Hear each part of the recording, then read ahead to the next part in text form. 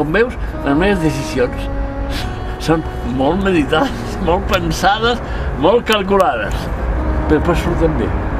I així funciona la vida, jo, per intuïcions.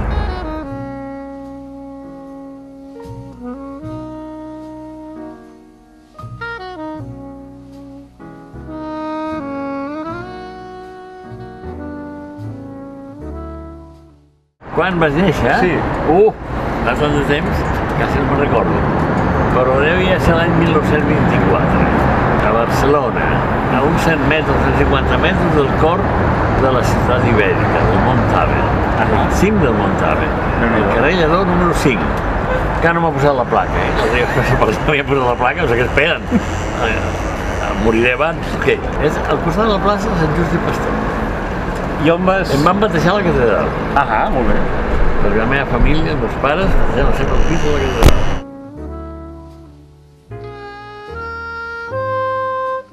Ostres, vas sortir en la Guerra Civil, tu? Sí, tu. Això ja estaria passada, Bueno, mira, la Guerra Civil la vaig passar el primer any a Barcelona, del juliol del 36 al juliol del 37.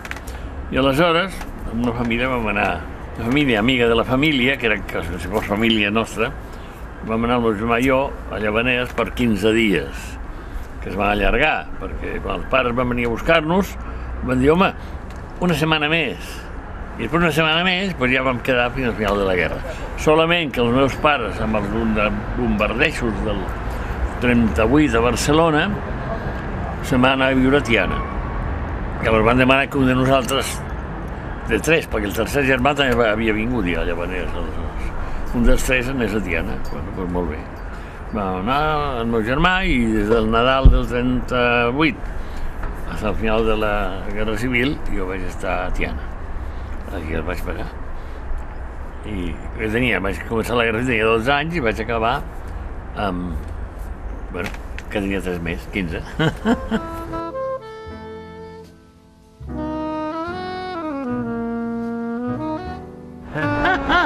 Això va ser un problema tremendo. I després vaig tenir molta por. Perquè el meu pare, de petit, em deia que havia de ser arquitecte. I a mi, jo ser arquitecte, em posava totxos. No m'agradava. Quan veiem, per ser arquitecte, em posava els totxos. Bueno, i vaig fer setè de batxillerat i la meva mare no feia més que dir-me que la química és la carrera del futur, la carrera per riure, no sé què. Bueno, jo, perquè no sabia ben bé què faria, vaig dir, la química, és l'única que faria química. Sí. I aleshores, arriba el dia Sant Ramon, el meu pare estava prenent el té amb una tauleta més o menys com aquesta, sol, també cada sol prenent el té, el cafè. Pues de dinar, sí, el dia del Sant era. I passo per allà jo i em diu, ¿ya estás matriculado en una escuela? Digo, ¿qué escuela? La arquitectura. Digo, no, mañana iré. I vaig a matricular-me. Em va dir, no, fins al dia 20 de setembre, no sé què. Pues, jo vaig entrar allà i vaig veure allò i jo sé capaç de fer aquestes coses que em dibuixos i projectes i coses i no sé capaç. I em va entrar el dubte que això m'hauria de fer un test. Però si diu que no, què? Una cosa horrorosa. Com no giro mai l'esquena, ja estic ara endavant. L'any seria 41, em sembla. 41? Sí, 41. El setembre del 41. Bueno, i així va anar. I després, com tenia els meus dubtes i no m'atrevia a fer-me el test perquè sortia que no i ja estava matriculat, no sé què, vaig fer un pacte amb Déu. Li vaig dir, l'ingrés a la carrera d'arquitectura és molt complicat i fàcilment si queda la gent pel camí i no entra. Doncs fem una cosa, si en 3 anys no he ingressat, me passo a químiques. Això és la paraula. Em va sobre un, no sé si havia ingressat. Ja està. I a partir d'aquí, bueno, vaig veure que era la meva cosa, això. M'hi trobava bé. Però un em preguntà, ja quan era arquitecte, ja estava al noviciat, o allí, era jesuïta, però no era, encara no era capellà, començava. I diu, ¿usted es un buen arquitecto? Digo, mira, por lo que hay ahí, supero la medianía. yo creo que podría poner un notable. Sí, hombre, me gusta esta sinceridad. Pues es lo que yo pensaba.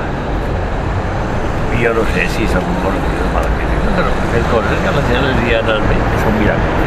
Cada cosa que fet jo ha estat bé és un miracle. Encara no m'ho crec, però hi coses.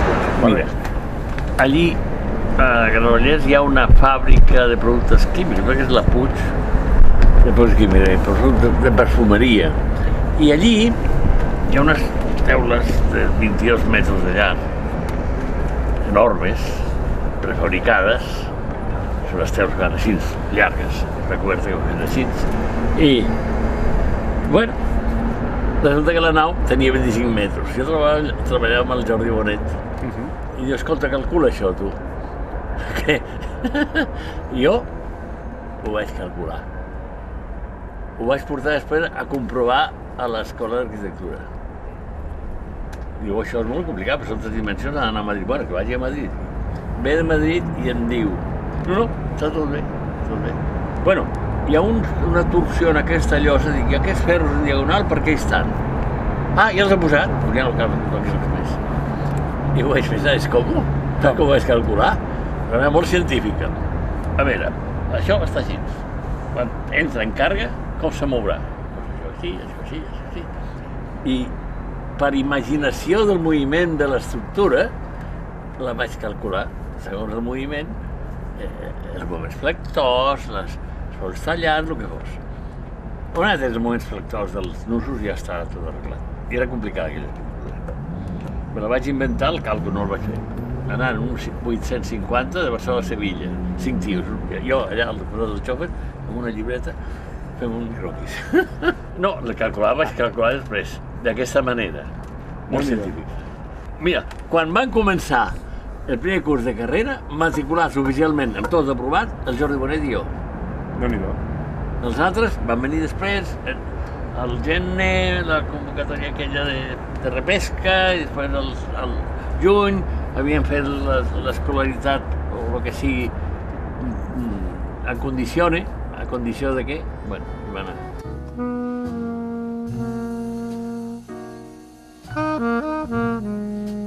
És una mica complicat d'explicar això. Bueno, no sé què és l'estat, però és un poco,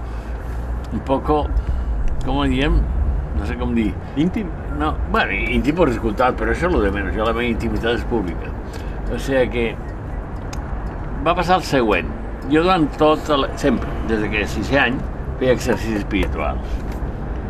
I allà te plantejaven que sí, que la vocació, la vida religiosa, capellà, no sé què, que era más perfecto, que no sé què. Jo això de más perfecto no me sonava mucho. No em feia el pes. Bueno, però acabo la carrera, jo havia anat fent exercicis i dic, bueno, ara vaig a fer uns exercicis definitius. A veure si de casar-me o de fer-me capellà o què he de fer. I els primers que vaig fer no m'han donat gran cosa. Després, sí, bueno, el que passa és que ja portava un any d'exercici de la carrera. Pues per Pasqua a fer exercicis i no em portaven, no vaig quedar massa clar, em va dir el que els deia durant que jo no tenia vocació, que busqués una noia com cal i que formés una família i que si jo, content i alegre, ja està resolt i a més deixo de ser capellà que no tenien cap ganes de fer-me. Muy bien. I només arribo a l'habitació a apuntar les coses i, ostres, clar, jo m'empenyo en ser jesuïta. Però potser, no sé, potser que no vol que sigui de l'Opus o que sigui de que sé jo, d'una altra cosa. Ah, doncs, provaré lo de l'Opus, que em donarà 1000 patades més que entrar a la companyia de Jesús. I vaig dir, molt bé. Vaig anar a tractar amb els de l'Opus i encara em van posar més problemes perquè jo no ho veia. A mi això em sona molt estrany, Després, l'exegès del text no dona aquest resultat, que per tant tu t'has de fer de l'Opus, no? De l'Opus. Porque los talentos y hacerlo rendir, Dios quiere, digo, tú qué sabes lo que Dios quiere de mí. Bueno, i aleshores em vaig anar al meu acompanyant espiritual, li dèiem director, i li vaig dir, bueno, pasa esto, m'han dit estas cosas, i estava apuntat en un retall de diari que havia fet a l'autobús. I mira, quasi no ho va mirar, diu, chico, tienes que volver a hacer ejercicios. Bueno, pues, havia 3 mesos que els havia fet, però el tornaré a fer, i ara aquí sí que en surto. Pues, más seco que un totxo, tots els exercicis, fent dibuixets per distraer-me una mica, dibuixets de palomes, de coloms i de plantes i què sé jo. Em vaig a veure després i em diu, mira, va durar 3 minuts l'entrevista. Diu, he estat comanant a Déu molt i he pensat molt en tu, però penso que, si et sembla bé, agafa les maletes i vet a Veruela del noviciat. I en aquell moment, perquè jo abans ja havia vist que això de que era més perfecte no, més perfecte és fer el que Déu vol, és el més perfecte. Si un vol que es casi, i si un vol que se'n vagi a la cochinchina, que se'n vagi a la cochinchina. Bueno, en aquell moment que em va dir això, va haver com un esclat de llum, no veia res en concret, però molta llum, la meva ment era com una cosa molt lluminosa, molt més lluminosa que aquest cel. I una cosa que em deixava molt satisfet. I recordo que quan entrava jo a veure'l, havia estat convalescent, ve el metge, le vengo a dar la inyección. I me iba a dir, no, quédate. Li dono la inyecció y ya está. Dice, ay, que bien lo he hecho, no he notado el pinchazo. Jo recordo que estava deixant la cadira al racó per marxar-me i em diu aquell capellà, el pare Vergés, em diu, chico, perdona la punyalada. Diu, padre, no he notado el pinchazo. I així de ser la meva ocasió. Jo m'anava el dia següent i jo diu, no, espera, que hem de preparar i no sé què. Així vaig dir, com veus, les meves decisions són molt meditades, molt pensades, molt calculades, però després surten bé. I així funciona la vida jo, per intuïcions. Unes vacances pagades mejor que en un Hulu o on sea. És que jo deia aquí, jo he vingut a fer coses i aquí és una cosa. Per mi allò era aconseguir cantar, no? Una cosa... M'hi trobava... El primer dia, o els 2 dies d'estar allà... No, el primer dia va ser... El dia següent. Havia entrat en 7 més. 2 d'ells, al anar a l'habitació meva, el trobo a la porta, que s'han parlat a la porta de la seva habitació. I me dicen, ¿qué? ¿Cómo estás? Digo, mejor que en casa. Em van mirar amb una mirada assassina i van tancar de cop la porta, que és que no s'aguantava, aquests tios. Després em va dir, jo, si demà passat no he reaccionat, me'n vaig. L'altre diu, bueno, jo espero una setmana. I un altre va dir, no, jo espero un any. I jo dic, pues yo no esperaré nada. Ja estava decidit, ja. A mi em costa molt decidir-me, però quan ho decideixo, difícilment marxo enrere. Perquè, com ja veus, ho decideixo, me l'he pensat tot. Sí.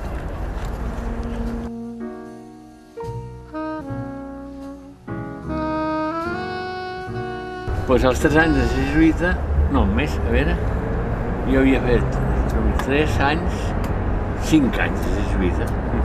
Acabava d'estudiar la filosofia i s'havia construït el noviciat de Bolívia, a Cochabamba.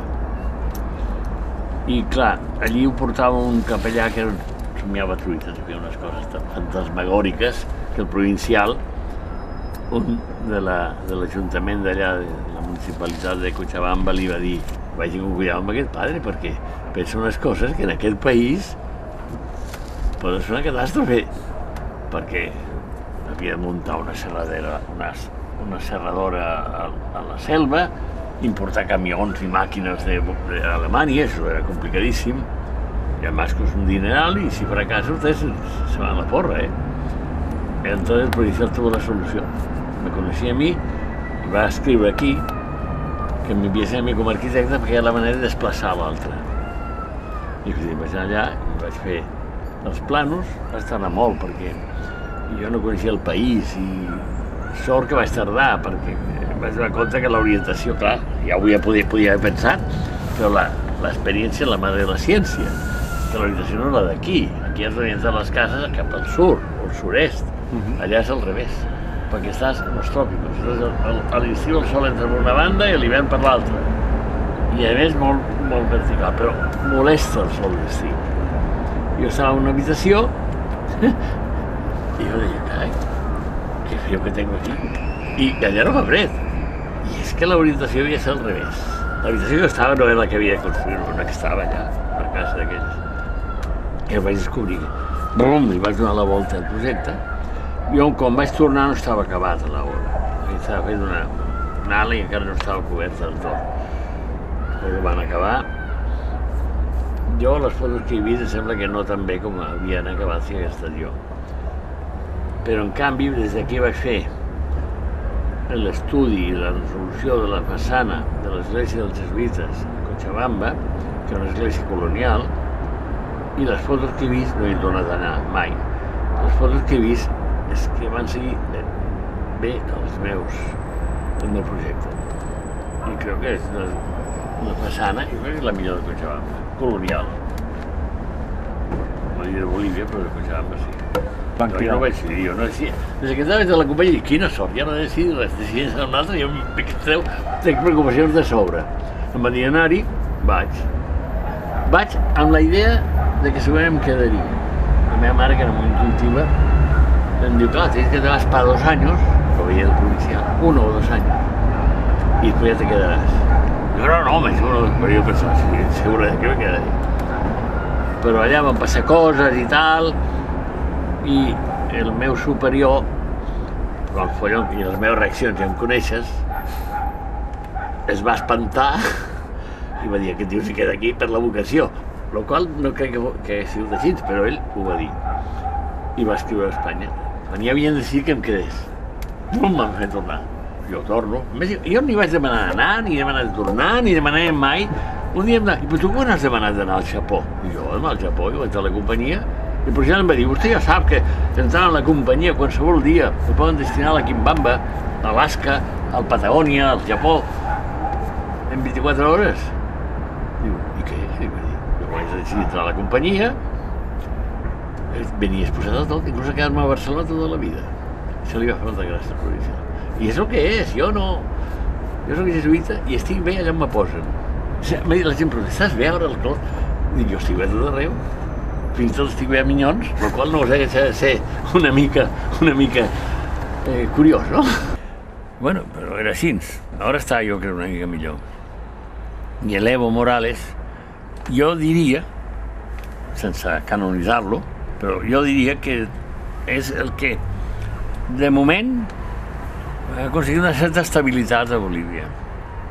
Però en quant dura. Perquè quan vaig estar a Brasil, per anar a Bolívia vaig passar per Brasil. Com a arquitecte volia que veure coses d'allà. I hi havia arquitectes que m'acompanyaven i que vaig conèixer allà. Y un em diu, ¿y usted dónde va? Digo, voy a Bolivia. ¿A Bolivia? ¿Qué pasa? ¿Sabe qué decimos de Bolivia aquí? Bolivia es un país que hoy no ha habido revolución. Esta es la noticia. Això era Bolívia en aquell moment. Però jo, que em va costar poc anar-hi, relativament poc, clar que em daurava la píldora pensant que veuria uns països diferents i no sé quines coses, i que era interessant veure el món. Però em va costar poc d'adaptar-me, tot i que em van donar un avís. Als 7 dies, 8 dies, un nano allà de la parròquia en què jo estava, que jo vivia, en el camp, una parròquia a 8 quilòmetres de la ciutat, em diu, Padrecito, ¿y usted de dónde es? Yo soy de Barcelona, español. Ah, español, de los que nos robaron la platita. Digo, uy, ¿dónde me he metido? Hay que ir con cuidado. Pues, con cuidado y todo, hay un moment que estava absolutament ensorrat, fracassat. No em veia capaç de sortir-me'n. Bueno, no hi havia solució. No. I plorant vaig anar al meu superior perquè vaig aplicar una cosa que és molt important, que això surt en els exercicis, un punt importantíssim. En temps de frustració, d'ensolació, d'ensorrament, no fer canvis. Seguir on estaves. Però clar, jo havia de decidir alguna cosa, perquè estava una... I dic, jo aquí no sóc capaç de prendre cap decisió. Vaig al superior i li dic, es va espantar, però li vaig dir, miri, sóc incapaç de decidir res, de pensar res. Digui'm què he de fer, però penses-ho bé, perquè si em diu que em tiri per la finestra al carrer, em tiro, Amb això es va tranquil·litzar. Va dir, bueno, va. Vam enviar a Santa Cruz de la Sierra, arreglar unes fets que hi havia per allà, que em prengués unes bones vacances, i això era abans de Nadal. A finals de gener, si estava prou recomposat, que tornés, perquè potser passaria al provincial i seria bo que estigués allà. Jo era arquitecte i el provincial interessava el que jo feia. Mira, són les coses que un se'ns admira que hi hagi algú que li interessa el que un fa, però bueno. I vaig tornar. I a partir d'aquí ja va venir la reconstrucció de la persona. I ja va ser el camp. A partir d'allí, el que em va costar va ser tornar. No em va costar. Em va dir que tornés, torno. Però arribo aquí, el cel se'm caia a sobre. Un cel fosc, allà un cel blau, maquíssim, a 2.500 metres, 1.000 metres d'altura. Les llums, semblava que no donaven llum, tot semblava trist, se'm queia la ciutat a sobre, tot. I enyorant allò. Els meus companys em deien de quan en quan, escolta, Enric, a veure si acabes d'arribar, que estàs allà.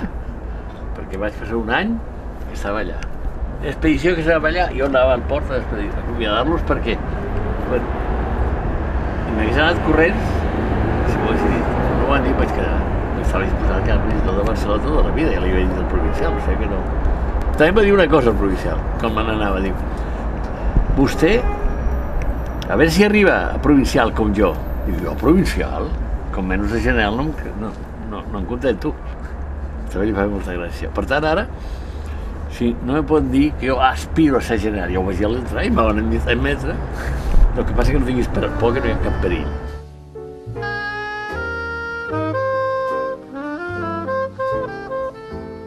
La teologia, jo el que vaig aprendre no és el que ensenyava a les classes. Jo no em queda massa cosa, perquè no sé el que ensenyava. No em quedava gens ni mica. Però bueno, llegia coses, el Ranner, el Schillebeeckx, el Guardini i altres, i anava... No crec que estigui coix en teologia. A més, com soc molt atrevit, doncs les invento. Home, més... I després miro si el que he inventat és una bestiesa o no. I vaig als llibres i dic, ostres, però això és el que he dit jo. Ah, aquesta gent és intel·ligent. És la pauta. Pues, en acabar la teologia, el provincial es va reunir els teòlegs i el rector del teologat perquè pensé que havia començat la davallada de vocacions, a què atribuïem la davallada de vocacions. Bueno, jo vaig escoltar, no sabia què dir, i de sobte se m'acudeix una idea. I aixeco la mà davant la paraula. En aquell moment sona un timbre. I diu el moderador, diu, bueno, els que han demanat la paraula parlaran, jo era l'últim, i després ja ens anirem perquè ja és l'hora. I, bueno, arriba el moment de parlar jo, i dic, bueno, mireu, vaig començar amb una forma solemne, que se hacen los momentos solemnes. Reverendos padres y carísimos hermanos, una forma molt clerical, molt crítica. Jo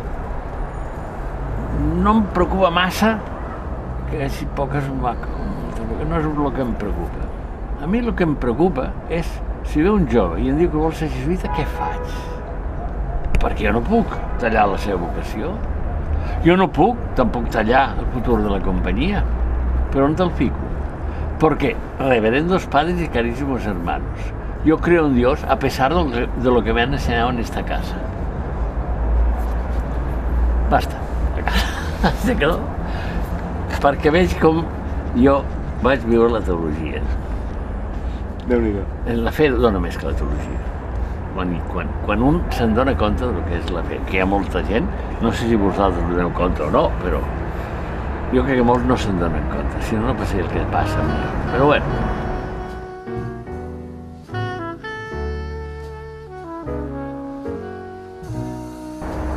Què em van fer? Bueno, hi havia una prova de reciclatge global, que li diuen la tercera prova. Allà també vaig dir una. ve un jesuïta que anava d'instructor de la tercera prova d'aquest reciclatge a l'Argentina i volia que els que estàvem allà que li diguessin com veiem això de la tercera prova aquesta. I bueno, comença un del País Basc, d'Euskadi, l'Hostal, Carlos Hostal, molt solemnemente i en no sé quantes coses.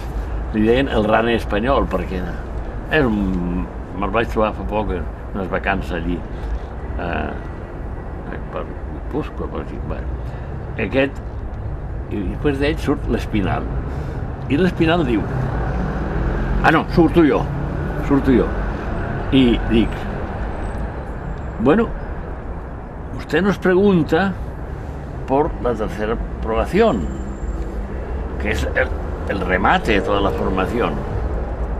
Pero la primera formación y la segunda formación y esta la tercera están antes. Y tanto la primera como la segunda no me valen, no me sirven para salir a la calle hoy. Entonces la tercera sobre qué la montamos.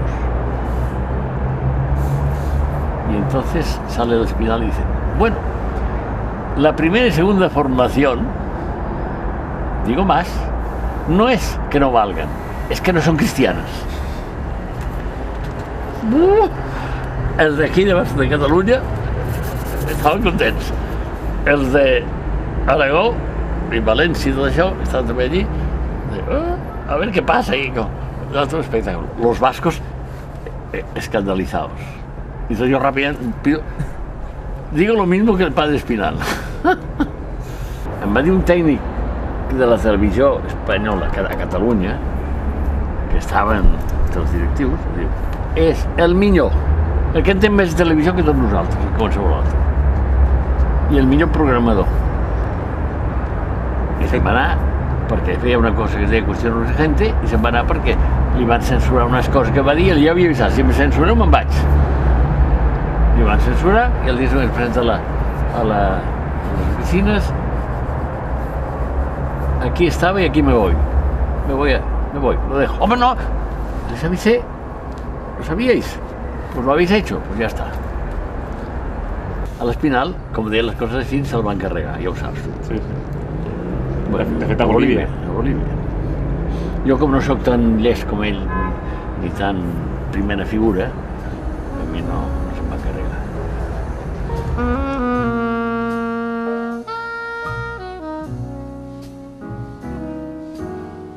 La família, abans de la guerra, durant la guerra i després de la guerra, era clarament de dretes. Però amb un lema, no ens fiquem en política. Ara, s'alegraven que les dretes... Jo tenia un tio que era de Falange, que el van pelar al 36, el van matar. Estava pres i el van matar. I un altre que era de la Seda.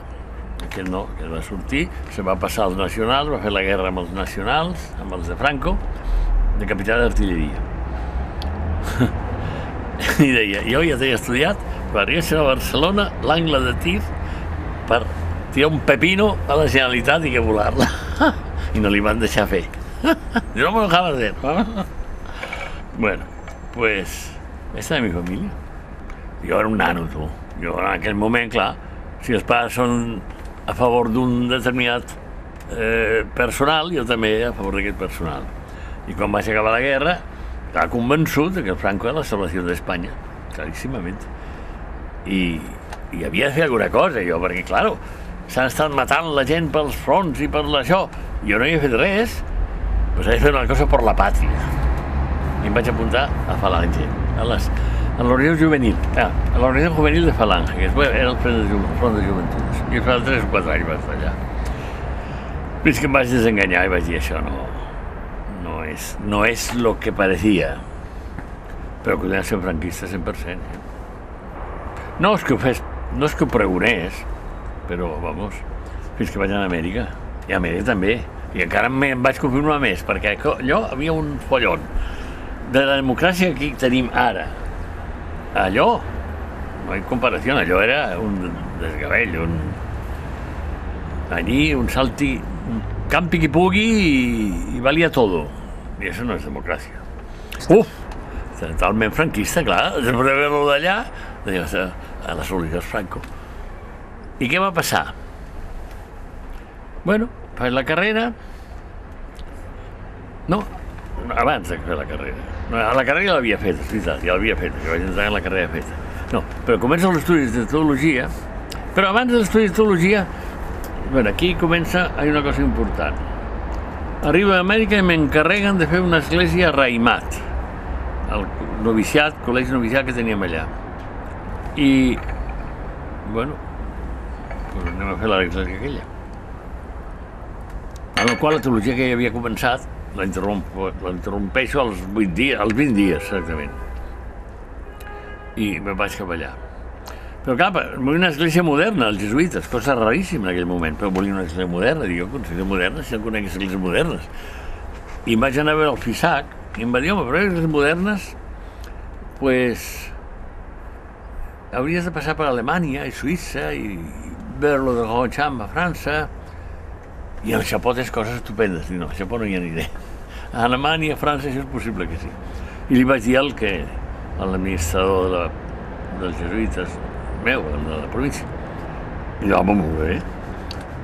Vaig veure alguna cosa a Espanya, l'organització laboral de Gijón, i vaig anar a Alemanya.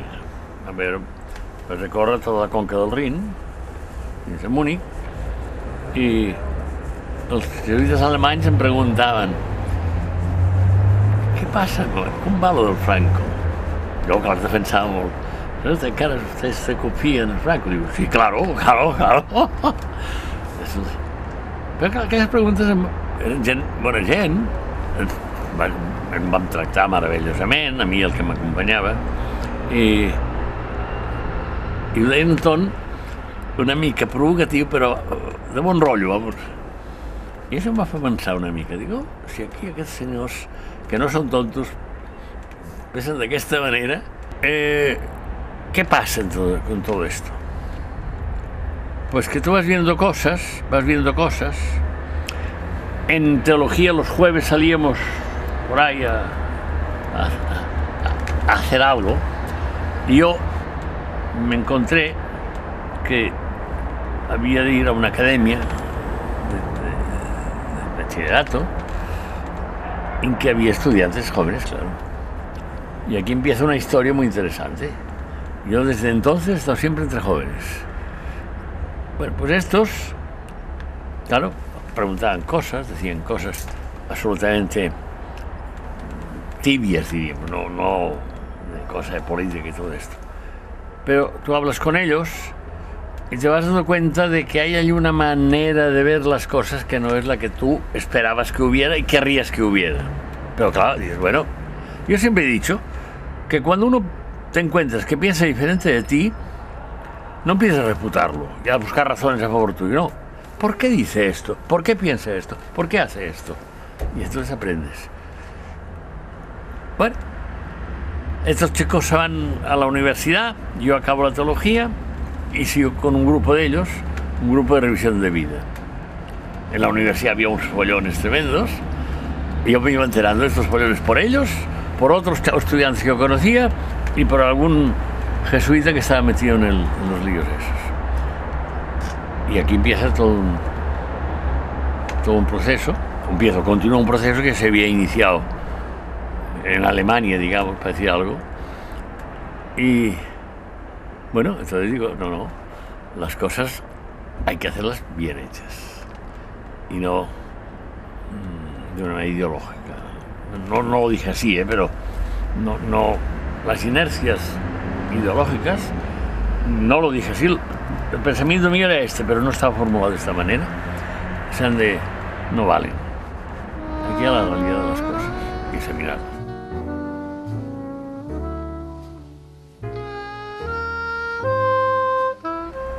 Y entonces, y aquí está el quid de la cuestión, aleshores hi ha una cosa que és, jo crec, decisiva. Jo vivia intentant aplicar la metodologia d'exercici sempre. Ja, mentre vaig estar a Amèrica i abans i al començament d'estar a Espanya, bueno, no, la matèria no era demasiado complicada. Però resulta que quan me trobo davant de l'escenari aquest dels estudiants, la política, les vagues, no sé què, començo a aplicar la metodologia i van sortint resultats. A poc. Acabo la formació jesuítica i pam, em destino a estar amb els universitaris. És una comunitat cristiana d'universitaris que era com una federació a tota Espanya i jo la de Barcelona. I allí vist tots els problemes de la universitat en vivo y en directo, sin estar en la universidad. Bueno, la cosa va anar evolucionant i a Granada tinc una assemblea en què els de Madrid, sempre els de Madrid, havia passat no sé què cosa en Madrid, passava tot arreu coses, però com havia a Madrid, aquí vamos a hacer un manifiesto por no sé qué, por no sé cuántos, y aquí el que no se adhiera al manifiesto, que se vaya, que no sé qué, una cosa así tremenda. Se reúnen los de Barcelona, que éramos 11, y yo. Nos reúnem allí a Granada, després de sopar. I el dia seguint demanàvem respostes. Sí, no la tenim, no? I comencem a pensar, ells, jo no vaig dir res, jo estava escoltant només, que parlessin. I clar, dic, bueno, si ahora apoyamos esto, que claro, se tiene que apoyar, habíamos de apoyar cientos cosas más que pasan en toda España, esto es imposible. Y esa es la idea. Hagamos un juicio ético sobre toda la situación española, política, religiosa, social, económica, etc. Y luego ponderándonos y cómo lo haremos. Bueno, yo a las 5 del matí ja havien decidit que ho proposarien i jo només vaig dir la meva única intervenció. Jo he pensat que si feu això el top sortirà a sobre, el top és el Tribunal d'Ordre Públic. I clar, els laics no la carregareu. Els jesuïtes, com en aquest país, els capellans, com en aquest país tan estrany, estem exentos y protegidos por la Constitución o por no sé qué, no, el concordato con la Santa Sede, no os pasará nada, pero vosotros sí. ¡Ostras! No habían pensado estudiantes. Y había gente que ahora, mira, uno de ellos está en el Tribunal Constitucional de ¿cómo se llama?, de magistrado. I és el que portava la batuta allà, també s'ha de dir això. Aleshores, se van quedar deliberant sobre això fins a les 7 del matí, ja quasi no van dormir aquella gent. Jo sí em vaig dormir un parell o 3 d'hores. I el dia següent ho proposem. Ostres, l'assemblea en pes, menys les votacions, si jo no recordo mal, van ser 130 vots a favor, una abstenció 2 i 10 en contra. I bueno, a hacerlo. Ara posem-se a fer-lo. Es va dir com se faria i cada comunitat arreu d'Espanya va anar fent el seu document, la seva part, que lo van repartir una mica, no? I al final a Àvila ens reunem per posar-ho tot en comú i bueno, sortia una cosa bastant interessant. I després ja a les comunitats diverses l'únic test s'havia d'imprimir con ciclostil, perquè no hi havia dos fotocopiadores. Bueno, y resulta que el conciliari nacional, que deien entonces, aleshores, diu, bueno, esto crea un problema con la jerarquía y bueno, y también con el top, no sé qué. Bueno, y habrá una separación, pero sea para unirnos mejor después. Yo me levanto y digo, ¿qué separación ni puñetas aquí? Separación nada. Yo aquí, la jerarquía soy yo, y tú, que sois conciliarios. Somos nosotros la jerarquía. Para eso nos han nombrado. Y yo digo que eso se ha de hacer y hace tiempo que se tenía que haber hecho. Y si ahora, por miedo a que si la jerarquía, que si el top, que si no sé qué, no lo hacéis, yo pensé mucho si os vuelvo a predicar y se celebra la Eucaristía con vosotros. Y si alguno de los, había allí 12 conciliarios más, si alguno de los conciliarios aquí presentes piensa de otra manera, que lo diga ahora o que se calle para siempre. Bueno, va ser un silenci sepulcral. Bueno, al dematí m'havien aplaudit una intervenció que vaig tenir, que ja enfocava això, sense saber-ho, perquè jo vaig per intuïcions. I, bueno, van tirar endavant la cosa. Jo encara tinc còpia d'aquest document en 70, un protocol de 70 pàgines, no sé quantes. Allá se veía todo lo que se podía decir. Se hacía la valoración, o sea, la crítica ponderada de los principios generales del movimiento hasta la iglesia, pasando por lo social, lo económico y la universidad. Y entonces, ¿qué pasó? El provincial de España de los jesuitas estaba alarmado porque la cosa trascendió, los obispos estaban muy nerviosos y decían que era cosa de los jesuitas, porque las comunidades estas mayormente las llevaban los jesuitas. Pero según el último concilio, eso había pasado a los obispos, el control de las comunidades. Entonces los obispos, los jesuitas no pueden hacer nada de eso. Pero el provincial de España quiso hablar con los de Barcelona, porque ya sabía que Barcelona había llevado un poco la batuta. No me dejaron ir. Los tres que fueron, uno era uno que se le ha muerto su madre el otro día, ahora venía al entierro esta mañana. Otro era el que ahora es magistrado constitucional, y otro no me acuerdo quién era. No sé si era la Merced Sala, no sé quién era. Y bueno, no me dejaron ir.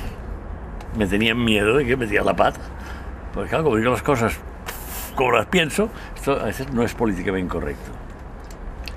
Bueno, pues claro, la entrevista salió que no había nada más que hacer, que las autoridades se encontraban impotentes. Y bueno, la cosa salió adelante. El día, parece que fue el 20 de mayo, una cosa, no sé qué de mayo. Pues la policía vino después a verme. Bueno, mis tratos con la policía son divertidos. Cuando me llaman por la tarde a las 7:30 o así. Mire, soy inspector de policía, que ustedes parece que ha hecho un documento que nosotros no conocemos, queríamos saber porque parece que es muy interesante, no sé qué. Si pudiera tener una entrevista con usted, la policía me llenó una entrevista. Digo, mire, ahora a las 8 tengo misa, 8:15, no nos veníamos a hacer nada. Mañana por la mañana le va bien, sí, ¿a qué hora? A las 11. O sea, se presentó un chaval, de unos 25 años, o sí, muy bien vestido, muy elegante y muy amable. Una vista muy amable. Dice, claro, si pudiera hacer porque esto, digo, mire, esto se hizo en Ávila.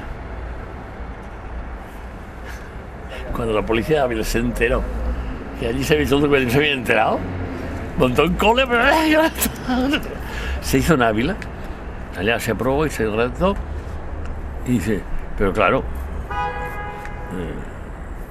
si usted quiere más detalles, yo se los daría delante de mi abogado. Bueno, pero si pudiera usted un ejemplar, digo, mire, como usted comprenderá, un documento así, en el tiempo que vivimos aquí, no se puede hacer multitudinariamente. Hemos hecho los que hemos podido, claro, no nos da abasto. Hay compañeros míos que me piden, y yo tengo uno que me lo quedo para mí porque quiero tenerlo. Sí, claro. Bueno, pero si consiguiera uno y nos puede mandar, sí, si lo consigo, se lo mandaré. Claro, no lo conseguí porque no hice nada para conseguirlo. Y al salir, yo le decía, mire, este documento tiene fallos, lo ha hecho jóvenes. Los jóvenes ya sabe usted cómo son. Son exagerados y radicales y no sé qué. Pero en conjunto está muy bien. Yo creo que es una cosa que está muy bien, y que es muy sensata, no sé, algo así. Si usted cree que está muy bien. Digo, sí, porque mire usted, prefiero que hagan esto que no el revoltillo que han montado en París, aquel mayo famoso, ¿no? Que acababa, hace unos días que había pasado. Sí, claro. Esta es mi entrevista con la policía. Pues tuve otra oportunidad que no me la dejaron tener. Es que la gente me tiene miedo, ¿eh? No me dejaron ni a la policía. Porque resulta que hubo una sentada en San Cugat por las condenadas a muerte de aquellos finales del año no sé qué. Y después de estas sentadas salió un documento que al final, después de 24 horas sin dormir prácticamente, después los laicos estaban agotados, que además fueron los que llevaban el peso de la reunión.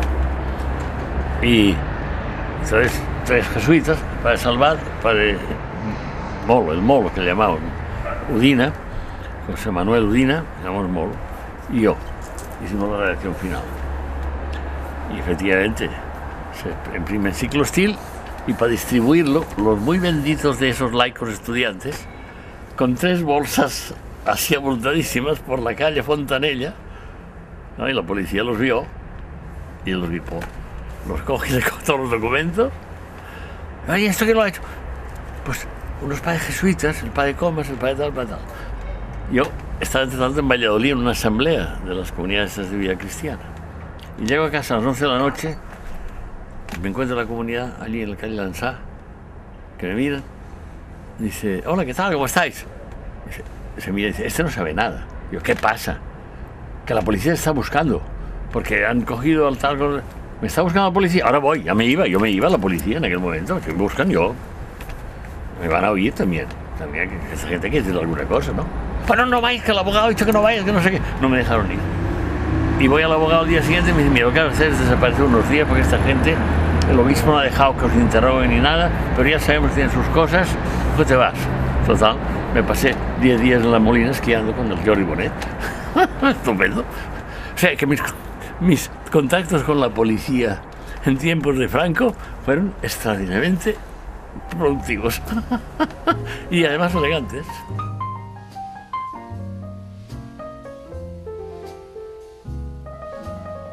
Resulta que jo me posa, quan tu m'has dit abans, no sé quan, que quan vaig acabar la formació a la tercera prova, que em van posar els jesuïtes, em van posar amb els estudiants, de conciliari d'una comunitat d'estudiants universitaris que tenia, estava estesa per tota Espanya, i allí vaig arribar a conciliari general. No li volien dir nacional, perquè la nació era el País Basc, era Catalunya, era Galícia, el que fos. General, des d'Espanya. Això a Madrid, vull dir, no era aquí, Jo quan arribava a Madrid, cada setmana anava jo allà. El divendres, tornava el dilluns, al vespre, el divendres a la tarda. Y arribaba, chico, estáis muy adelantados, sois unos progres. He pasado la frontera y ni carabineros, ni me han pedido el pasaporte, ni nada. Porque en Europa, que pase esto en Europa y en Cataluña, que es Europa, pero que pase al norte de África, es un avance. Horrible. Bueno, pues mira, entonces arriba un moment en què l'Ateneu Montserrat, que és el lloc que està allí a Hostafrancs, hi ha un col·legi, el centre social, pues el que ho portava ho deixa. Demana de deixar-ho, por justos respetos, porque era una persona muy así. Jo li vaig dir, ¿por qué ho deixes? Diu, ja t'ho diré d'aquí 2 anys. Ni jo li he preguntat ni m'ho ha dit, però m'ho imagino. Aleshores, agafen el Josep Mesa, perquè és el director del col·legi, i ell diu, bueno, ja sé el director del col·legi, poseu l'Enric Comas de conciliari de l'Ateneu. La família era molt amiga, les famílies i ell i jo també, encara que ens hem barallat alguna vegada perquè som amics. I pues me diuen si em sembla bé que jo sigui conciliari de l'Ateneu. Això ho diu vosaltres, no ho dieu, que ho digui el provincial. Però vamos, lo único que digo es que quedi cobert el meu lloc de conciliari general de les FECUN, aquelles, de la Federació Espanyola de Comunitats Universitàries Cristianes. I aquí van patinar tots, els provincials d'Espanya, el d'aquí, jo, el superior, perquè van pensar que sí i després va ser que no. No vam trobar... Jo no soc capaç de buscar un relleu. Jo això no ho sé bé. No he sabut fer mai. I perdona, perquè aquí ja comença a tenir força calor. Pues...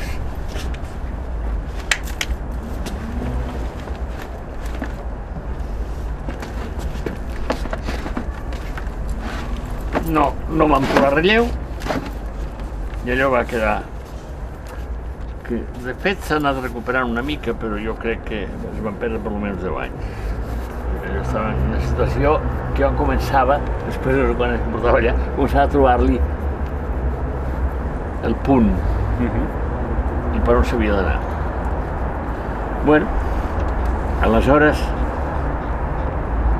em poso de consellera de l'Ateneu. I a l'Ateneu hi havia un agrupament. L'agrupament, escolta, Universitat Xavier. Estava a l'Ateneu, que estava, part tenia locals. Ens reuníem a l'Ateneu, però locals tenia a l'escola que havia al carrer Mengar. Bé, doncs resulta que el cosí aquest, que era el Lluís Magrinyà, ho deixa. Aquest va muntar l'Intermón. I va muntar amb tal empenta i tal categoria que va ser arribar un moment que era el president general de totes les ONG del món i viatjava contínuament. I clar, ho deixava, suposo, perquè anava al Txad, o havia estat al Txad, o havia d'anar, no sé què cosa. El cas que ho deixava.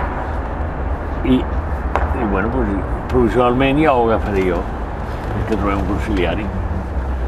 Bueno, provisionalment ho vaig agafar i provisionalment estic. De conciliari de la Universitat Xavier, conciliari del sector, que m'ho van demanar, al cap de 2 anys o 3, em venen i em diu el comissari de sector, diu que si volia ser, que havia decidit que fos el conciliari, si volia. Jo li dic al provincial, però no sabia què fer de mi. Perquè m'ha enviat, quan vaig deixar, perquè clar, va haver un moment que jo estava conciliari de l'agrupament i conciliari del Xavier i conciliari de l'escola petita aquella.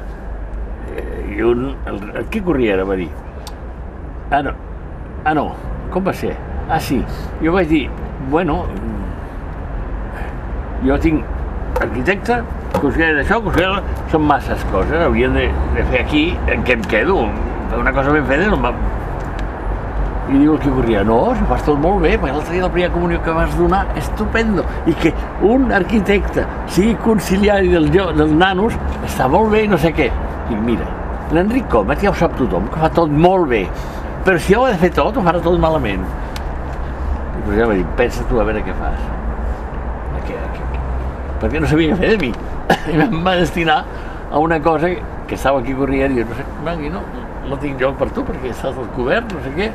I a més era una cosa que a mi no em semblava massa del meu rotllo. Però bueno, jo vaig anar. Tota ella no va quallar. I aleshores me proposen això, de ser conciliari del sector. Li vaig al provincial i diu, hombre, eso es lo justo, lo que necesitas, no sé què, tal, igual, estupendo, lo mejor. I pum, ja em va trobar un lloc que no eren coses de la companyia, si deixava tranquil·les i truites. I deixava una cosa que, per altra part, no era que tingués masses pretendientes. Però bueno, aquell moment jo vaig anar allà i... Bueno, també s'ha de dir una cosa. Quan vaig entrar a l'agrupament, tu creus que vaig entrar així pisando fuerte i con banda i tambores? No, em van dir els caps, em van delegar uns quatre caps, que em vinguessin a examinar per veure com era i a veure si m'acceptaven de conciliari. I jo feia molta gràcia perquè els joves, comparats als que jo havia estat, eren mansos corderos. Els que havia estat eren cabrones acabados, catacaban. O sea que, y todo lo que sean los que quieren, pero por eso más ficados en, uns eren del Partit Comunista, els altres eren dels socialistes, els altres eren no sé què. O sea que yo venía de un terreno muy divertido. Y me hizo mucha gracia, me hicieron examinar, y me han creído, pero bueno, yo humildemente paso el examen y lo pasé. Pero me dijeron, bueno, yo quería anar a excursió amb els nanos, perquè els nens, si veuen un capellà, no estan acostumats. Però estava acostumat i he estat amb el Lluís Magrinyà. I bueno, durant un any no m'han deixat sortir d'excursió amb els nanos, només amb els caps. Això ha entrat. Em fan consell del sector i bueno, ja la història la saps, ja la sabeu. De rebote en rebote, consellari de demarcació i de rebote en rebote, consellari diocesà. I comencem bastant allò que si fem tantes coses, que totes les fem molt bé, però si fem tantes, no sé si els faig massa bé, ja no. Però bueno, si en col·laboreu, potser, si en col·laboreu, podem fer alguna cosa. Jo crec que alguna cosa estem fent. Ara, d'aquelles coses que es van fent sense propaganda, sense publicitat, com deia un, que estava fent un llibre, dic, com es diu, perquè feia la propaganda. Diu, no, cap manera, porque el anonimato es el secreto del éxito. Pues jo també penso això. No cal fer publicitats i propagandes, no. Tracta de les persones, amb les persones. Respectant molt la llibertat de cadascú, però dient la teva, que se pugui entendre pedagògicament. I bueno, yo penso que alguna cosa fem. Vamos, yo con Dios tengo trato. Varias vegades m'he plantejat, ostres, què estàs fent, amigo? Si tu ets conciliari, és per animar la fe, aquí no la fe no s'anima ni loca. Què estàs fent aquí? A més, jo tampoc tinc aquesta categoria i a vegades fico la pota i ho faig malament. I la resposta que Déu em dona és tu aquí, perquè lo quiero yo. Ara, perquè és un bon nano, però aquí. Això no ho poso en dubte, no és en qüestió. I jo estic molt segur, molt tranquil i molt content, a més. Com veig el moviment? Això és una pregunta arriscada i difícil. No, la pregunta no la resposta. Com veig el moviment? Jo dic que el veig en moviment. I que està fent un esforç per vigoritzar-lo en el que és més propi del moviment, que és el mètode, en el qual entren moltes coses, com ho sabeu molt bé. I veig, això últim de l'espiritualitat, em sembla, això últim que has implicat ara, em sembla el punt, simplement. Si això ens en sortim, el moviment canviarà. Perquè els tantejos que he anat fent i els exercicis que he anat donant a alguns de vosaltres i tal, em dono compte que la matèria prima és de primera qualitat. I quan vaig a les foques, em ratifico en això. Jo tinc la impressió, però jo crec que no és més que una impressió, que cada foca és millor que l'anterior. I això és un bon senyal. Bueno, doncs jo, des del primer dia que vaig entrar, cada any he anat. No, jo no les he fet, jo no era de l'equip de foca. Jo era el conciliari que anava allà a donar suport, a conèixer la gent, que em coneguessin, i fer molts amics. Tots que passen per la foca són amics meus. Em saluden, ja ni me'n recordo el nom, ni sé de quan en són amics, però per això vull anar a les foques. És l'apostolado de la presència, que és molt important. I que és el que sempre ha donat fruit. Si són fidels al mètode i a la intuïció del Baden-Powell, és el futur. En la pràctica ciutadana. És a dir, un cristià, profundament cristià i creient, si escoltim és el que ha de ser, li ajudarà molt a dur endavant la missió per la qual s'han cridat. Parlo d'un cristià, però digui el mateix d'un musulmà, i digui el mateix d'un hindú, i digui el mateix d'un no creient. El cas que et donis compte que estàs cridat a transformar aquest món.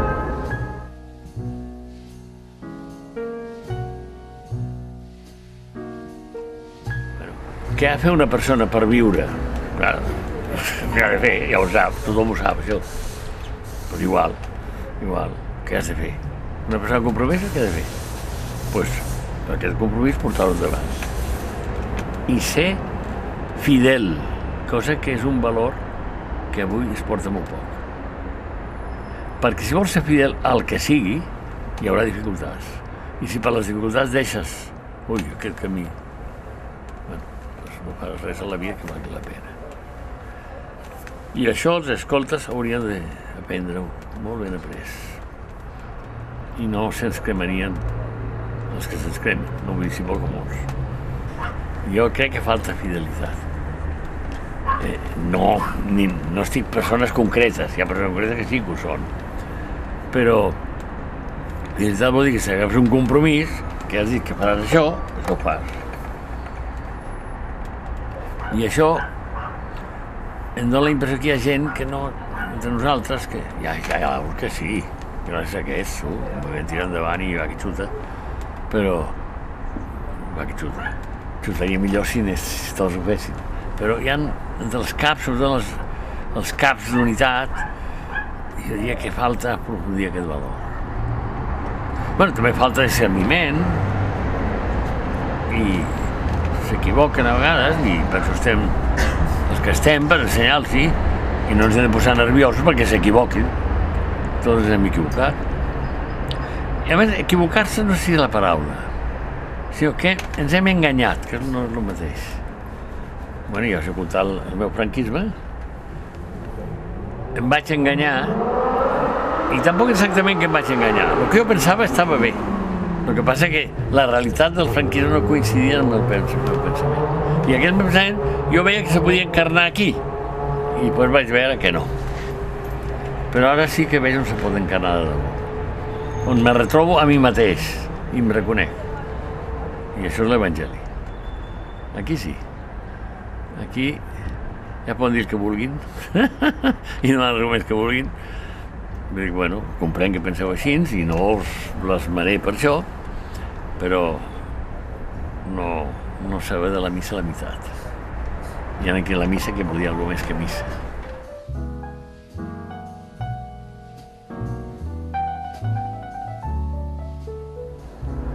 Mira, això és una tentació que es té sempre. Però el Joan XXIII ja va dir que sempre el món està millor que abans, i no al revés. I l'Església igual. I jo crec que el moviment igual, tot igual. Què passa? Claro, què passa? Que la situació és nova. Aquesta situació no és la d'abans.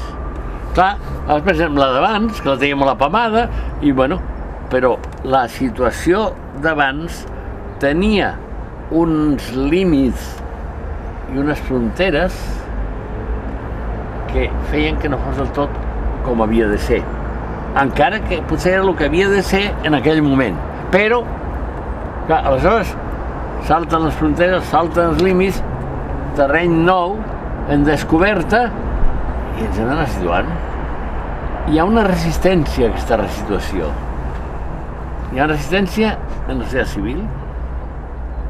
I clar, estan saltant todos los diques. És interessantíssim el que està passant en Sud-amèrica, amb els països aquests, i aquests líders que estan reivindicant l'autoctonia d'allà. I el que està passant al Musharraf aquest, com està? Aquest, a Pakistan. Com està reaccionant el poble? Això és impensable fa uns anys. El que va passar a Romània amb el Ceausescu. És a dir, en aquest moment, el poble està agafant el poder. O millor dir, l'està usant. Agafar sí és perillós. L'està usant. I això obliga a pensar les coses d'una altra manera. Però la ideologia dels dirigents, de la gent civil, a l'Església, és una ideologia que encara té anclatges en el passat. Això no val, això. El Rahner va dir que els cristians del segle XXI o serien místics o no serien. Jo crec que ha de ser místic. I místic vol dir un cristianisme que no se regeix per un codi canònic i unes normes i uns estaments jurídics, sinó per l'Esprit Sant. En directe. I ostres, que coses tan... Això no és políticament correcte avui dir-ho. Doncs sí, jo crec que sí. Tu m'has preguntat, doncs t'ho dic. Ha de ser així. No és que el cristianisme del segle XX ha de ser místic, sinó que la humanitat està cridada a la mística. Ara hi ha una cosa perillosíssima. Diuen, ho van dient, que la idea de Déu i la religió està ressorgint de forma horrorosa. Perquè si no donem algo més que la religió, estem condemnats a un fracàs pitjor de la fe i de la societat civil. Una cosa que és el que diem mística, que és el que diem espiritualitat, que és el que diem profunditat en la persona, la realitat profunda de la vida i de la persona. Estem arribant, el món s'ha desenvolupat. Hi va un moment que va arribar l'home. L'home es va desenvolupar i de l'home de les cavernes ara ja hem avançat molt. I evidentment avui la humanitat, jo diria que és més humanitat, més realitzada que fa uns anys. Però hem d'arribar a un punt més. La humanitat s'ha de divinitzar. I divinitzar no vol dir que vagin tots a la missa, a l'església. Divinitzar vol dir que actuï segons la ment de Déu. Hi ha molta gent que no és creient, persecutada ni cristiana, que ho està fent i diu que no creu. Bueno, a mi m'és igual que no cregui, però està fent el que Déu vol i ja vale. I hi ha molta gent encara dintre de les religions, cristiana, musulmana, jo crec que la hindú no tant, que no acaben de ser el que Déu espera de nosaltres. Per això a mi, quan dic que és no creient, li puc dir, com deia un, bueno, i això quina importància té? S'és creient, i això, evidentment, t'anima, t'ajuda, t'omple. És com si has arribat al cim, si és creient com un humà. Però és un cim que sempre creix més, sempre has d'anar pujar, sempre has d'anar pujar. Jo crec en Déu i crec en l'Església. Però la institució eclesial, com més humana, no arriba, jo crec, a tenir la qualitat que necessita l'Església avui. S'havia de canviar tantes coses, començant per nosaltres mateixos, no? Però aquí hauria de fer un curs de teologia i no és el moment. Però, per dir-ho així, globalment, s'havia de canviar. I vaig en la línia de la mística, la validesa o la... com ho diria jo, això? Que l'últim determinant de la conducta i del coneixement no sigui jurídic, no sigui lo jurídic, sinó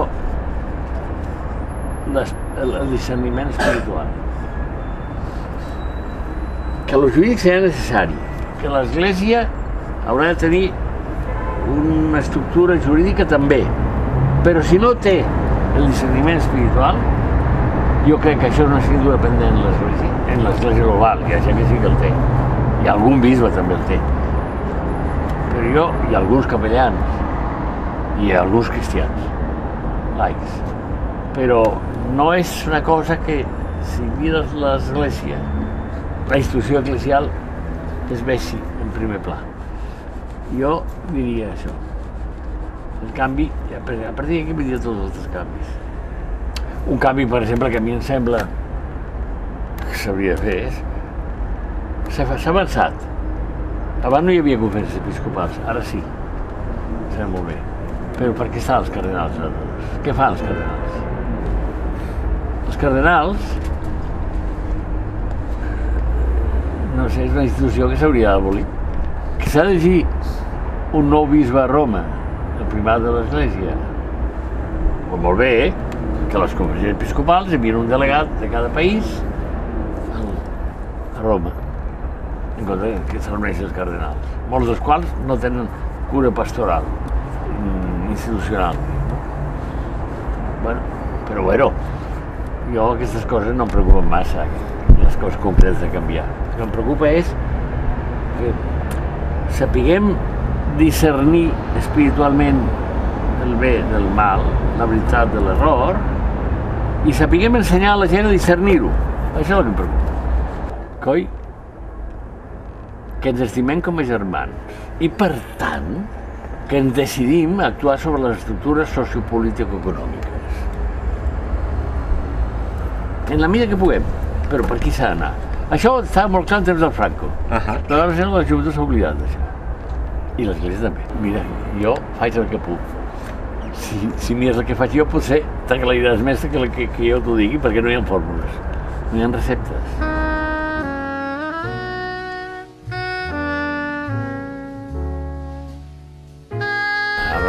Com tal com l'heu entès, i desgraciadament, sense mala voluntat, que no jutjo ningú, la institució eclesial ho ha donat a entendre. I clar, aleshores jo dic, la gent jove i la gent amb sensibilitat, diu, això no pot ser. Perquè encara té la sensibilitat sana. Però la institució eclesial no és... L'església és més que la institució eclesial. Aleshores, tu m'has dit abans que està en crisi.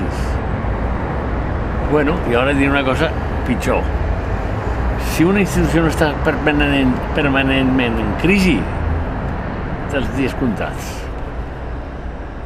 Perquè una institució que té vida, clar, tendeix a estabilitzar-se perquè sembla que això és lo segur. Però aquesta tendència a estabilitzar-se crea la crisi.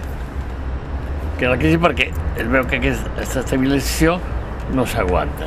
Llavors, la crisi obliga a avançar. I aquí entraríem en el hegelianisme, que és la dialèctica de la tesi, l'antítesis i la nova síntesi.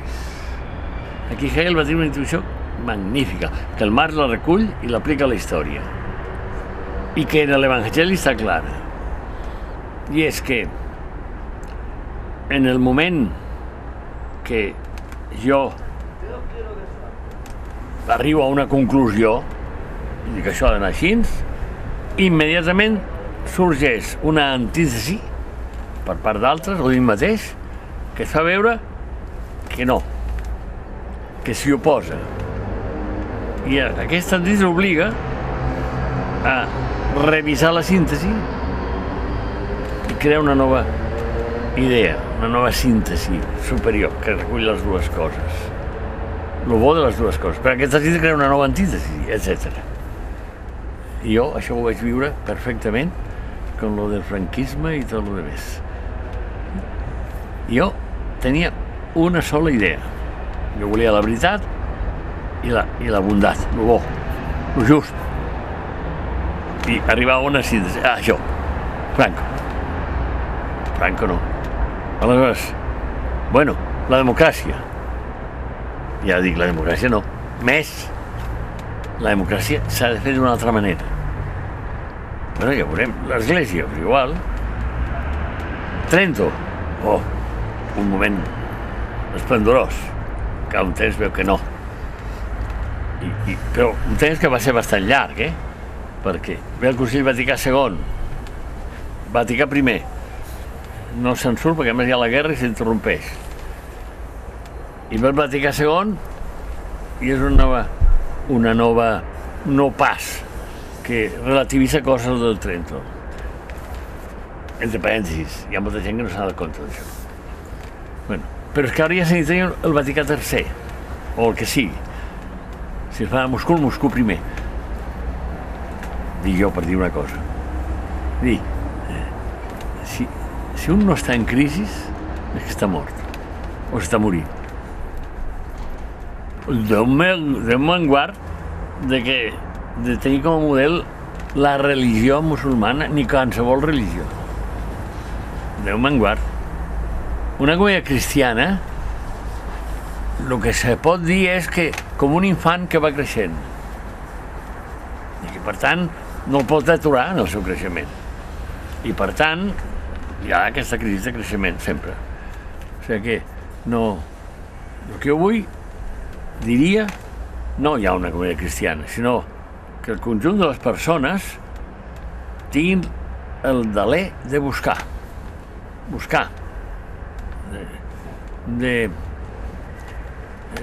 com es diu això? Averiguar, en castellà té una paraula. Esbrinar, això mateix. Esbrinar, discernir, per créixer.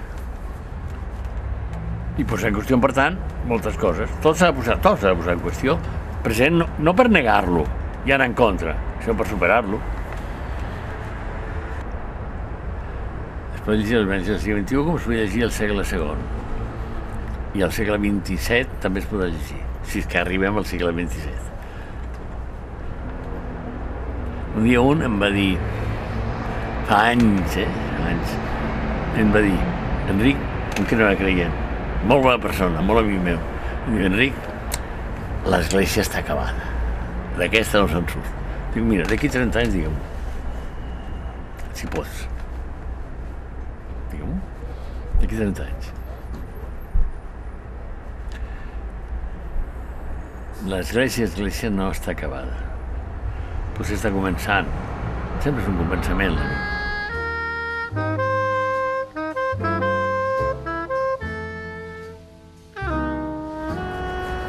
Pues aquí hi ha molta més raó, distingeix el marxisme de comunisme. El comunisme em sembla una prostitució del marxisme. I el marxisme em sembla, la filosofia marxista, una intuïció profunda, seriosa, que jo crec que no hem aprofitat. I que la primera entitat que devia haver-ho aprofitat és l'Església Catòlica. Clar que no, és una intuïció que la donen un llenguatge i unes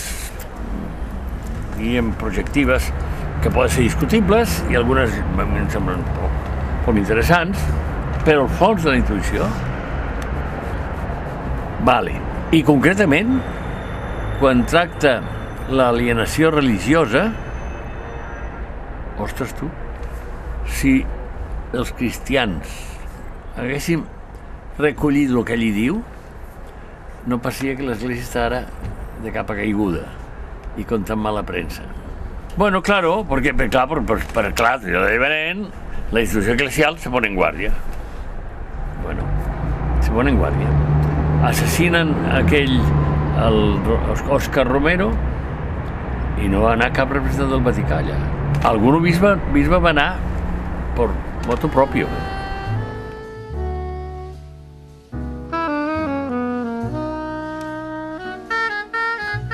Vaig fer els 3 viatges a ajudar en una parròquia, a Liverpool, a Manchester una vegada i a Londres 2 o 3 vegades més. Clar, en aquell moment que jo anava, entre el Franco, el llibre de Mao era el que se llevava entre els jóvenes, jo què, era uno. I me'l vaig comprar en anglès, perquè no vaig voler en castellà, perquè en anglès la policia no ho entén. Però no m'ho van trobar.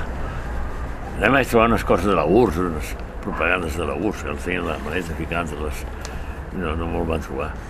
El llibre de Mao, pues jo l'uso, me'l porto a exercici sempre, perquè és curiós, té coses molt interessants.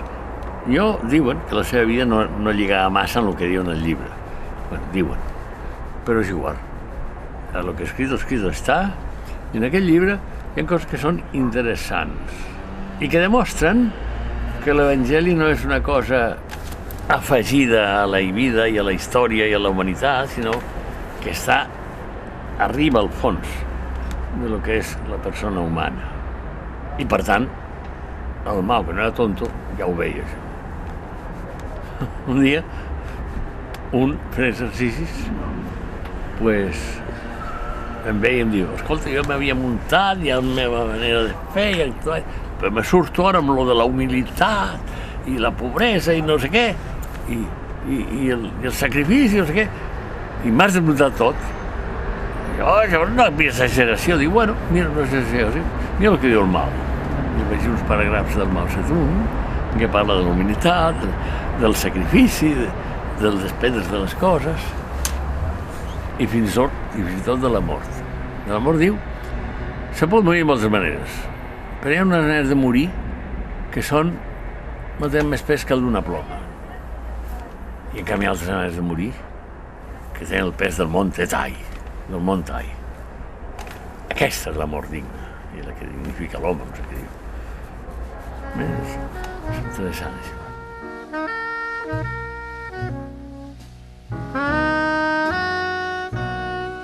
Bueno, és que per això jo no dic que el paradís marxista sigui...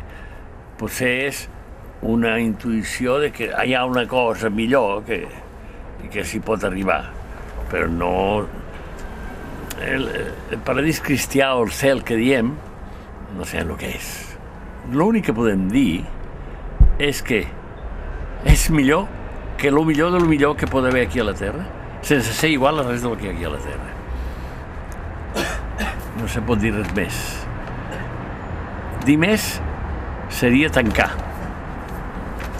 i separar-se de la realitat. És una sorpresa, és una cosa... Bueno, llavors pequen, no sé si pequen o no pequen, no m'hi poso amb això. Però per mi una cosa bastant clara. O sigui, es viu solidàriament amb tota la humanitat. I tractant de posar el bé que falta perquè el món sigui un món de germans, quan s'estima de debò, sense límits i sense buscar res per un mateix, l'amor té que ser una cosa interessantíssima. I a més, a un pas definitiu a alguna cosa que és molt millor que tot el que podem desitjar. Jo crec que a una persona no sé, jo no els animo massa dient-li, si et portes bé, tenies el cel. Això no entén res, la gent, perquè el cel no sap tampoc el que és. Jo li dic, si fas el que has de fer, si estimes, si serveixes, si et poses per fer bé als altres, oblidant-te de tu, seràs feliç. I molt més feliç que de qualsevol altra manera. Provo. Oh, per què? Això no. Provo. No t'ho demostraré jo, provo. Perquè això ho sé per experiència, no per ciència.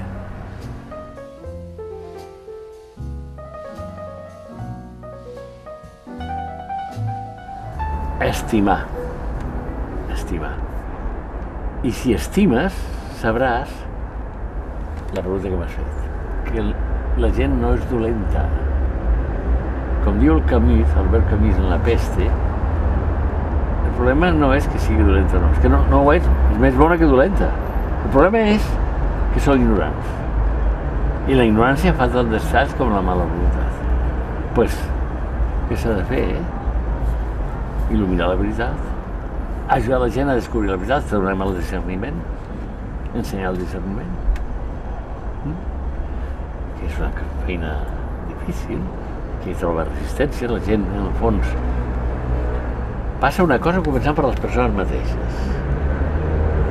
Jo crec que la immensa majoria de la gent té una pèssima imatge de si mateix. Bé, doncs quan tu l'invites a que se descobreixi com és, fuig corrents i diu, quina por, perquè té aquesta mala imatge. I això és un error. Un error gravíssim, que li fa mal a aquesta persona, a la persona que té que és la majoria, i jo, en mi mateix, ho noto que em surt la mala imatge de quan en quan. I això és tremendo, perquè si tens una mala imatge de tu, acabes fent mal, perquè la imatge tendeix a actuar, sempre. Què és el vertigen?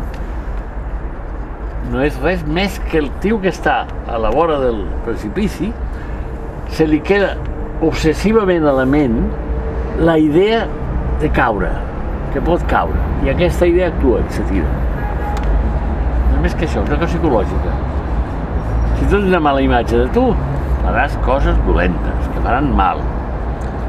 Perquè el mal no existeix, però l'absència de bé, que és el que diem mal, dol i fa patir.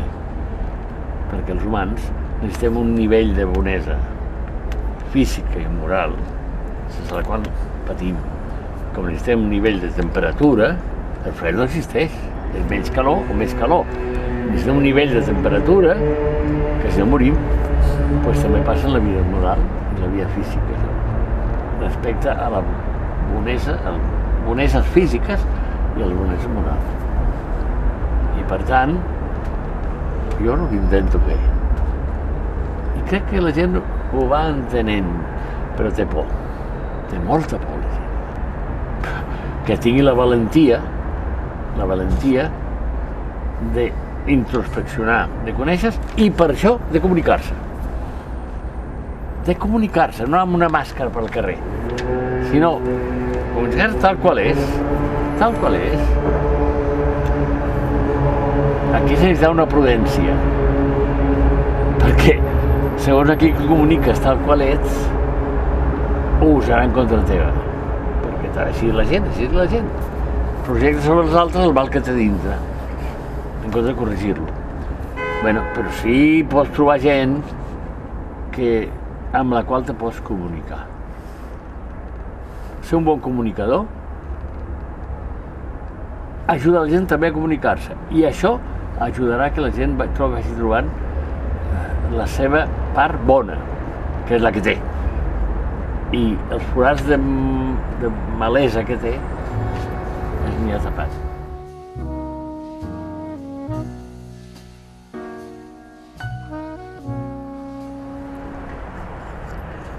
Primer, l'esperança no és que tu esperis que passi allò que tu vols, que desitges, sinó l'esperança és el saber ara que al final serà feliç, per dir-ho d'alguna manera. Com serà aquesta felicitat? No ho saps ben bé, però si tu ets fidel a la teva bona consciència, al teu coneixement, i el que aquest coneixement et va demanant, vas tenir aproximacions que et confirmen en què no vas equivocat.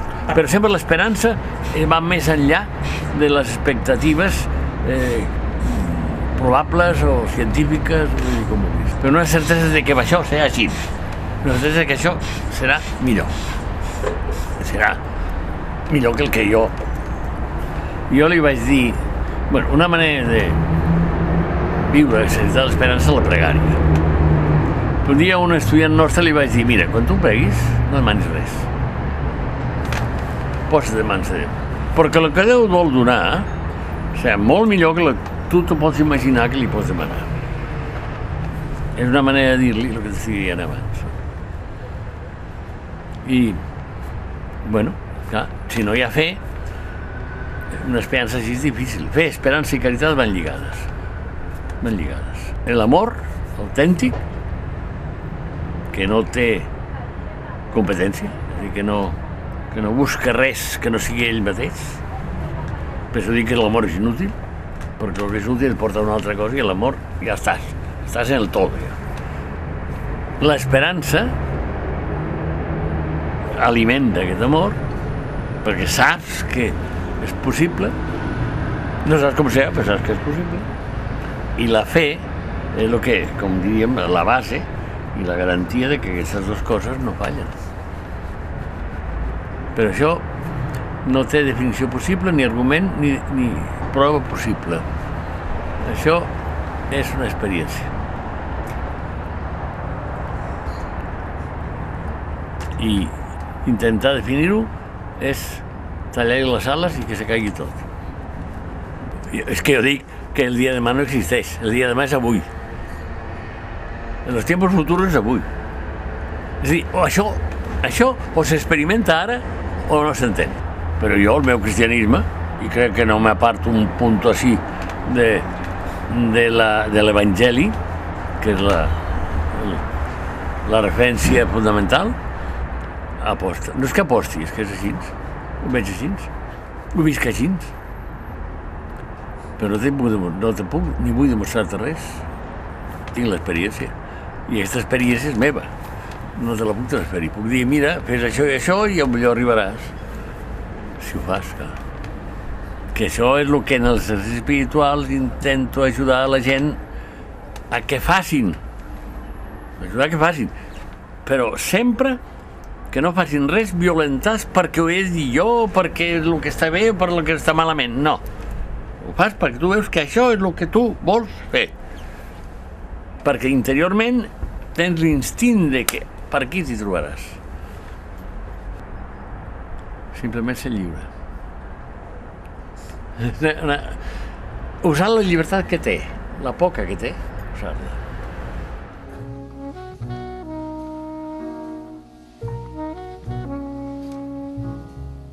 Això no s'explica, això es fa.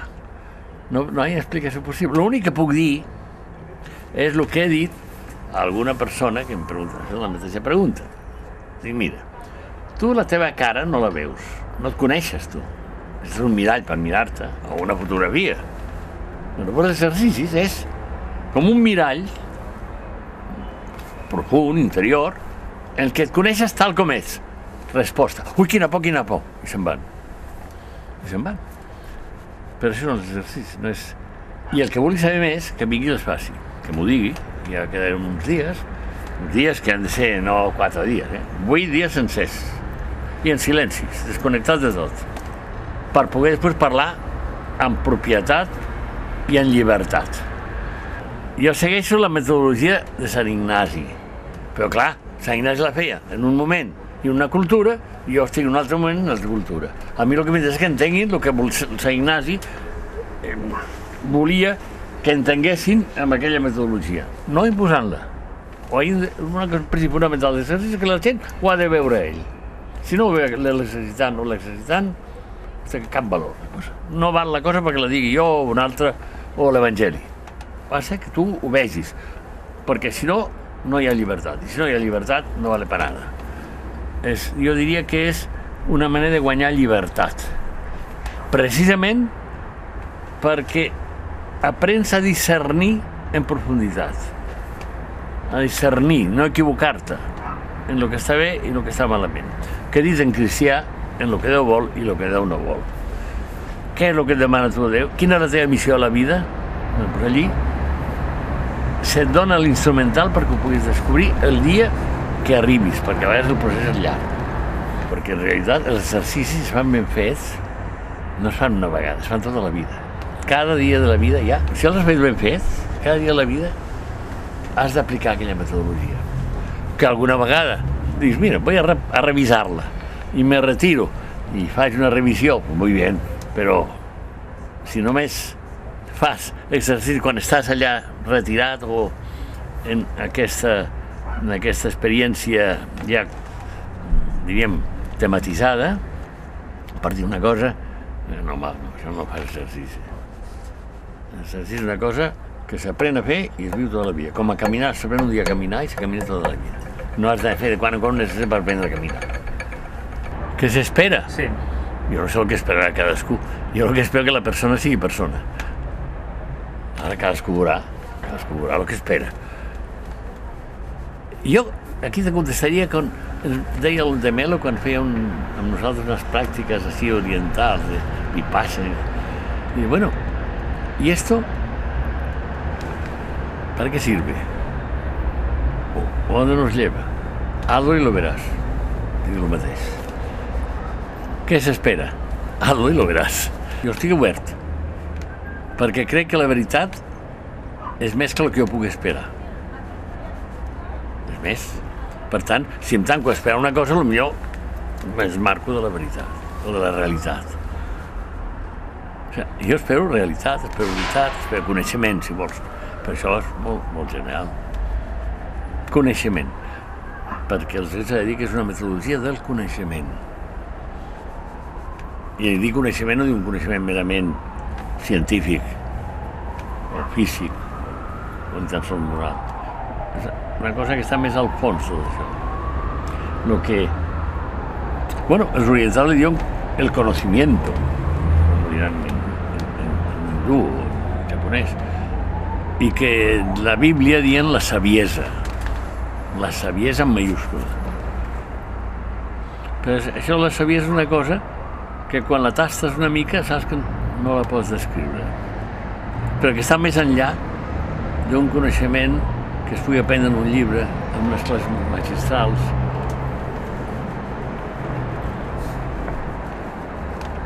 No es tracta només de la vida, sinó en disposicions de la persona. Jo a Minyons, ho veig admirant, jo como siempre, Oteo, como el cazador, no? Diu, aquest paio li aniria bé fer exercicis. Per la manera de ser, la manera de pensar, la manera d'actuar, i en Minyons hi abunden molts, aquests, hi abunden molt. Però que estan amagadets. I quan els veus, aquest. I no dic noms perquè això no seria... ¿Cómo es? Hay que proteger la intimidad de la gente, ¿no?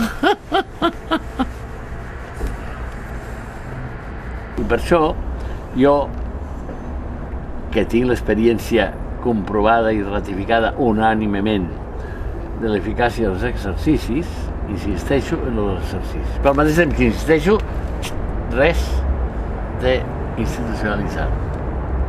El que vulguin, que ho facin. El que vulguin, que ho facin. I bueno, pregunteu als que ho han fet si els hi ha anat bé o no. I jo la impressió que tinc és que s'han quedat alguns amb mala consciència de que no s'han aprofitat prou. Jo tinc aquesta impressió, és una impressió, sí que és una impressió.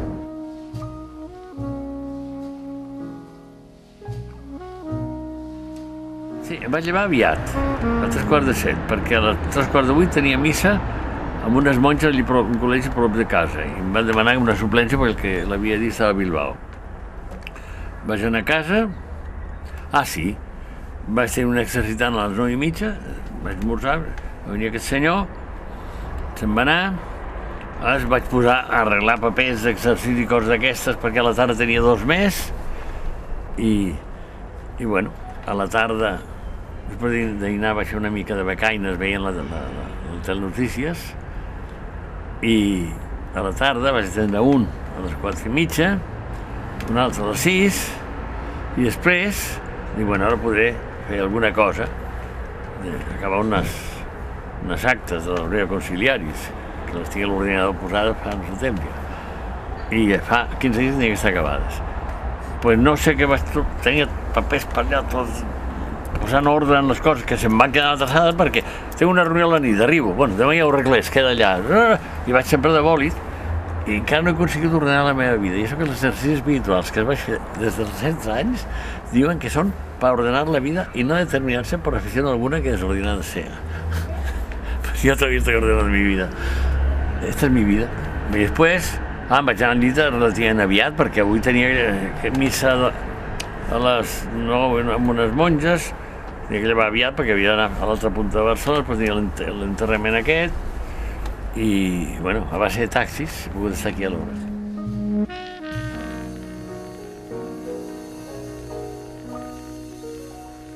Mira, un dia em van preguntar, jo que era arquitecte, de quin estil ets? Jo dic, jo? Estil? Jo creo l'arte, otros lo catalogan. I per tant, en la catalogació de l'art no tinc ni idea. Ni de l'art, ni de la música, ni de la literatura. Soc un inculto professional. Jo voy por delante d'esto. Si tinc temps, el que tinc al davant, o un que al passar per una llibreria dic, aquest deu ser interessant. En aquest moment estic llegint un llibre d'un ateu que es diu André Comte Sponville, El alma del ateísmo, que és molt interessant. I un altre, d'un altre ateu, però aquest l'Sponville és una persona molt honesta, molt intel·ligent i dic, bueno, estic d'acord amb el que dius, però te quedes corto. Molt de veure, jo estic d'acord, però jo van més enllà. Però bueno, no voy a discutir con él, porque además és un llibre molt sa i anima molt per a l'espiritualitat.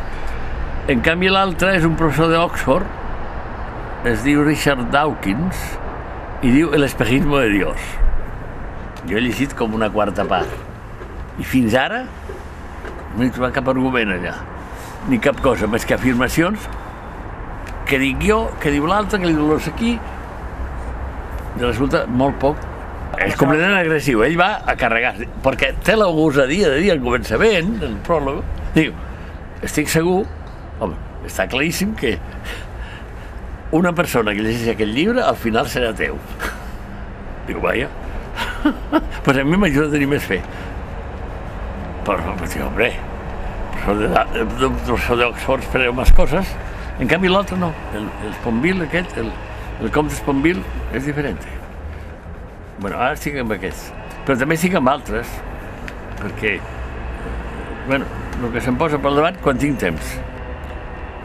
En vacances, doncs mira, l'Agatha Christie, o si estic fent una operació que té una convalescència llarga, vaig poder llegir els Hermanos Karamazov sencers, que són balladotxo, coses aquestes, no?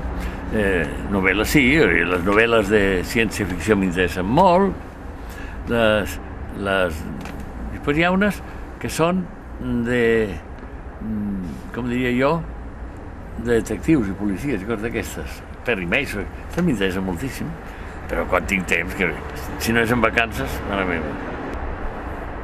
No arribo a dir que, com Napoleó, que la música és el menys desagradable de tots els sons. No arribo a dir això, però és que no sé si m'agrada sentir, perquè és que no m'hi poso. Per sentir música jo hauria estat en una situació tan després de tot i tan sense fer res que fer, que sí que m'agradaria.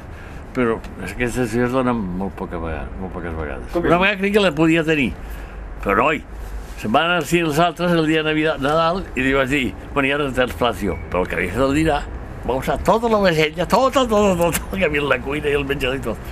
I quan van tornar al cine encara estaven rentant plats. Jo pensava rentar els plats, joreta, per poder sentir música. Aquell dia no va poder ser. No tinc vocació de música.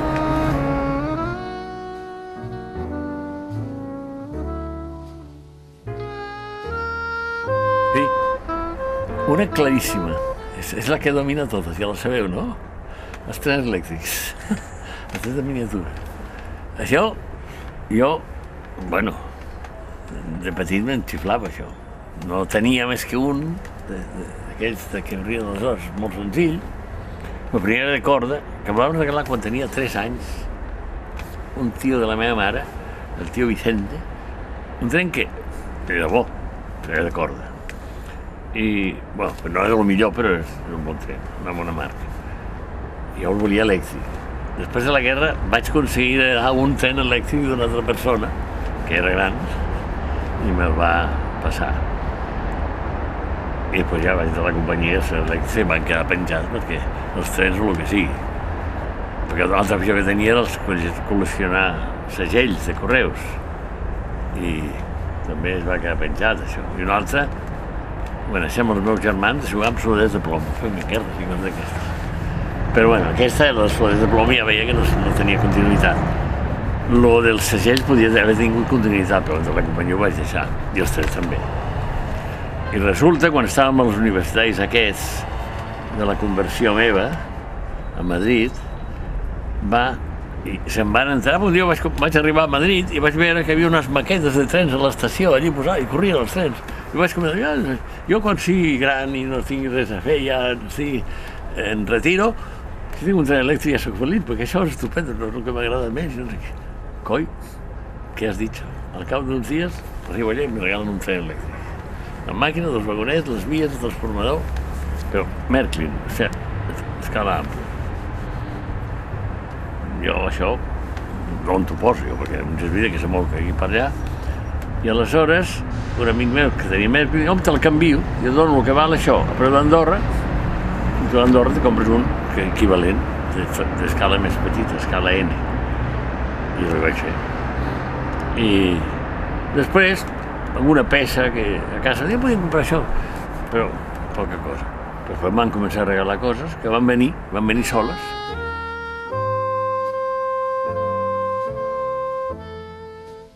Quan menys en recordin, millor.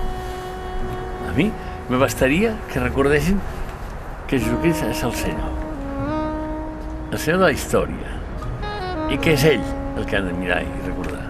A mi se m'obliden el anonimato del secreto del éxito, ya lo he dicho antes.